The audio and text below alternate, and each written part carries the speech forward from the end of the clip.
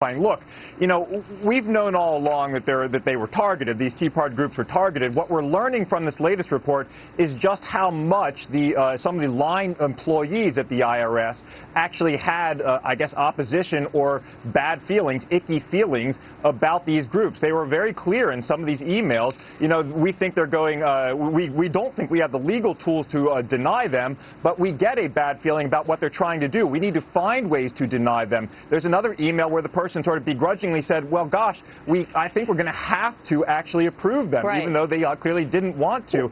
All of this is more evidence of exactly what the Republicans have feared all along, which is there really was an agency that's supposed to be nonpartisan taking a somewhat partisan slant towards its job here. Yeah, but the interesting thing, and I know you've been writing about this today, is a lot of people thought, well, maybe the direction was just coming from Lois Lerner. Some people questioned, well, maybe it was above her.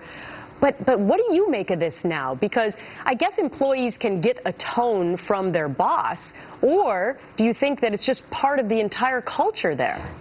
Well, so the report itself, the staff report, actually argues exactly that first part you asked. They argue that when the tone is set, in fact, they go through academic literature. There have actually been studies done on when the tone is set by superiors, how that actually affects the lower-level employees. So they make the argument that the president and some of the instructions from Democrats in Congress did have a lot to do with influencing these employees. But, what we've seen from these transcripts, and we should be clear, they're partial transcripts. The Democrats actually object to these as partial transcripts and say there's another side to this. But from what we've seen from the transcripts, it sure seems like these are people who had these opinions beforehand. It's not just that they were told by their superiors, hey, give special scrutiny. They thought these groups were icky and were going beyond what they thought they should be allowed to do. And more than that, opposed, what they stood for. Right. Okay, I want to give you another quote here because this is from former IRS Acting Commissioner Stephen Miller. Here's the quote.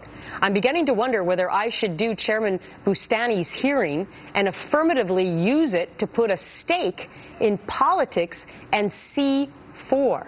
Explain that one, Stephen. Yeah, so this has been the issue. Remember, when all of this exploded last May 2013, when Lois Lerner actually leaked or planted a question to get this out ahead of the Inspector General's report, Republicans had suspected that this type of activity, this scrutinizing and delay of applications, had been going on for years.